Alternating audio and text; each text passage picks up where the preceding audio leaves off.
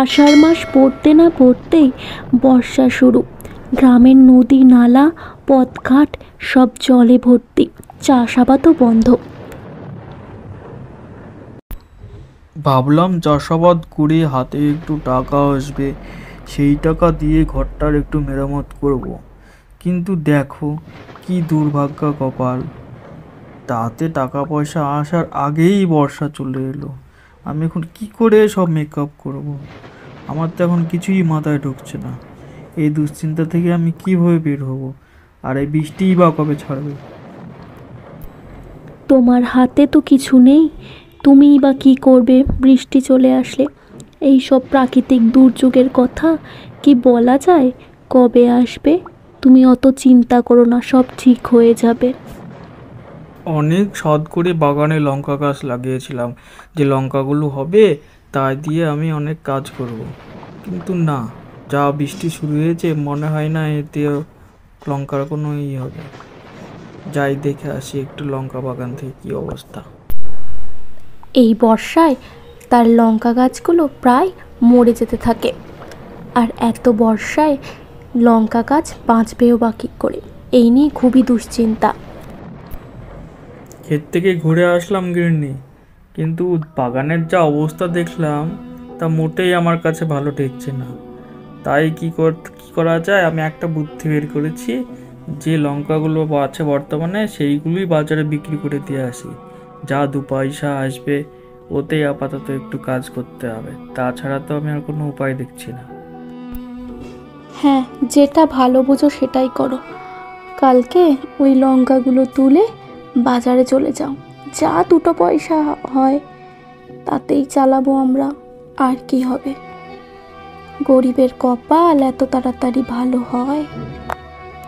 লঙ্কা চাষি যে কটা ভালো লঙ্কা ছিল সেগুলো তুলে বাজারে বিক্রি করতে নিয়ে গেল। লঙ্কা নিয়ে যান, লঙ্কা নিয়ে যান, খুব কম দামে ভালো লঙ্কা নিয়ে যান।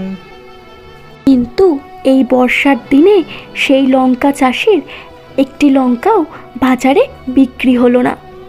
অন্যদিকে সেই লঙ্কা চাষির বউ বাড়িতে কয়েকটা বেঁচে যাওয়া লঙ্কা দিয়ে লঙ্কার চপ বানাতে লাগলো, কারণ সে ভাবলো চাষি বাজার থেকে লঙ্কা বিক্রি করে এসে ফিরলে তাকে খেতে দেবে। না গিন্নি, বাজারে একটা লঙ্কাও বিক্রি হলো না, কেউ আমার লঙ্কার দোকানের সামনেই আসলো না। কি সমস্যায় পড়লাম বলো তো গিন্নি? ঠিক আছে, অত চিন্তা করে মাথা খারাপ করার কোনো দরকার নেই। আজকে একটা মজার জিনিস বানিয়েছি, খেয়ে বলো তো কেমন হয়েছে।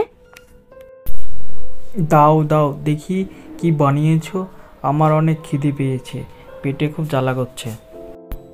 চাষির বউয়ের বানানো সেই লঙ্কার চপ চাষি মহা আনন্দে ও তৃপ্তি করে খেতে লাগলো। বাহ গিন্নি বাহ, তুমি এটা কি রান্না করলে? এত সুন্দর অপূর্ব, আমি জীবনে কখনো খাইনি। তুমি আরো বেশি দাও আমাকে।